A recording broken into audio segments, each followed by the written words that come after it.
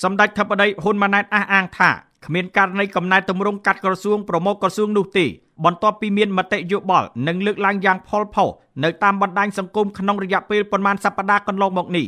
ការអះអាងរបស់សម្ដេចមហាបវរធិបតីហ៊ុនម៉ាណែតនាយករដ្ឋមន្ត្រីនៃព្រះរាជាណាចក្រកម្ពុជានេះធ្វើឡើងក្នុងឱកាសអញ្ជើញជាអធិបតីដ៏ខ្ពង់ខ្ពស់ក្នុងពិធីចែកវិញ្ញាបនបត្រសម្គាល់ម្ចាស់អចលនវត្ថុជូនប្រជាពលរដ្ឋចំនួន 23,067 បាន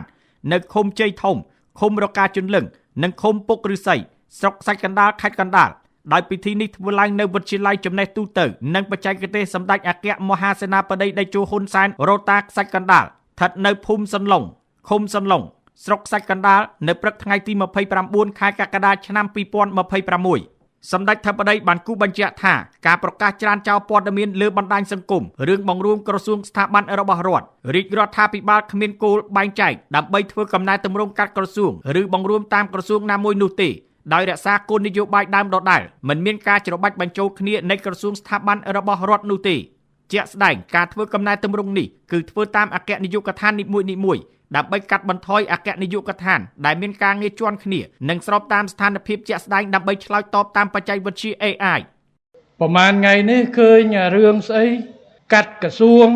រួមក្រសួងតម្លាក់ក្រសួងទៅជាអគ្គនាយកដ្ឋានហើយរឿងនេះប្លែកដែរដល់ខ្ញុំជានាយករដ្ឋមន្ត្រីអត់ដឹងរឿងហ្នឹងតែដឹងតាម Facebook វិញដូចប្លែកខ្ញុំសូមបញ្ជាក់អ្នកដែលបង្កើតរឿងបង្កើតស្អីនេះគឺគ្មានការកំណែតម្រង់គោលនយោបាយយើងដាក់ចេញពីដើមទីនៅដដែលទី1គ្មានការកាត់ក្រសួងស្ថាប័នទេនៅដដែលប៉ុន្តែក្រសួងស្ថាប័ននីមួយៗត្រូវវិភាគមុខងារអាចមានការកាត់អយុគដ្ឋាននៅខាងក្នុងស្អីទៅដើម្បីពង្រឹងឲ្យចំសម្រួចឲ្យចំប៉ុន្តែបើថាកាត់ក្រសួងនេះក្រសួងនោះថ្ងៃមុនគេដាក់សារមកខ្ញុំគេថាឮសម្ដេចធិបតីមានផែនការកាត់អគ្គនាយកដ្ឋានឬមួយអីខាងឧស្សាហកម្មពីក្រសួងឧស្សាហកម្មយកទៅដាក់ក្រសួងពាណិជ្ជកម្មហើយខ្ញុំអត់ទាំងដឹងផងហើយម្សិលមិញឃើញពេកមួយគេបង្ហោះថាមានក្រសួង6ដែលជាន់គ្នាអញ្ចឹងរាជរដ្ឋាភិបាលនឹងកាត់ក្រសួងមួយចំនួនតម្លាក់ទៅជាអគ្គនាយកដ្ឋានហើយរដ្ឋមន្ត្រីរុញឡើងទៅទេរដ្ឋមន្ត្រីអស់ខ្ញុំថាចំពីណាចេះគិតគូរជំនួសរាជរដ្ឋាភិបាលទៀតហើយខ្ញុំដែលអត់មានគោលការណ៍ហ្នឹងក៏ទៅសួរខាងមុខងារសាធារណៈគេលោពេលប្រជុំហ្នឹងមានគិតអាហ្នឹងខ្ញុំថាបើគិតអាហ្នឹងជប់គិតទៅពួកគោលគំនិតឲ្យទៅពង្រឹងស្ថាប័នមួយពង្រឹងតួនាទីភារកិច្ចកុំឲ្យជាន់គ្នាស្ថាប័នមួយសម្រួចឲ្យចំគោលដៅឲ្យស្របទៅតាមស្ថានភាពវិវត្តនៃស្ថានភាពសេដ្ឋកិច្ចសង្គមបច្ចេកវិទ្យា